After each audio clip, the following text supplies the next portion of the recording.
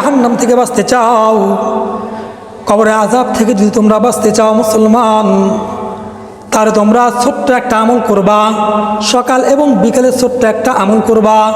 আল্লাহর পয়গম্বর হাদিসের মধ্যে বলেন, যে ব্যক্তি ফজর পর 7 বার বলবে আল্লাহুম্মা আজিরনি মিনান নার, আল্লাহুম্মা আজিরনি মিনান নার, মাগরিব নামাজের পর বলবে আল্লাহুম্মা আজিরনি মিনান নার, আল্লাহর পয়গম্বর বলেন ওই ব্যক্তি মৃত্যুবরণ করবে, আল্লাহ রব্বুল আলামিন কবরের আযাব থেকে তেনাকে আল্লাহ রব্বুল আলামিন মুক্ত দান করবেন, নাজাত দান করবেন।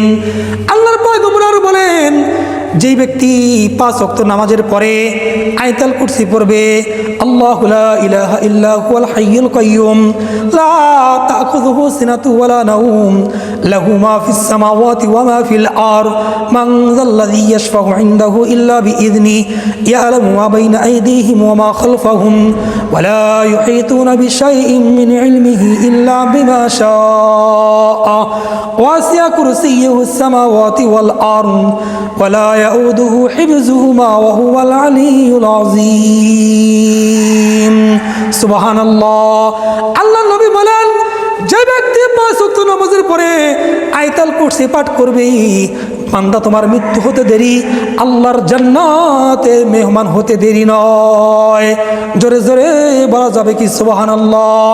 আল্লাহর নবী হাদিসে বলেন, যে ব্যক্তি নামাজের পরে 33 বার বলবে সুবহানাল্লাহ, 33 বার বলবে আলহামদুলিল্লাহ, 33 বার বলবে আল্লাহু আকবার, লা ইলাহা ইল্লাল্লাহু ওয়াহদাহু লা শারীকা লা, লাহুল মুলকু ওয়া লাহুল হামদু ওয়া হুয়া আলা কুল্লি শাইইন কাদির, আল্লাহুম্মা আইন্নি আলা যিকরিকা ওয়া শুকরিকা হুসনি ইবাদাতিকা।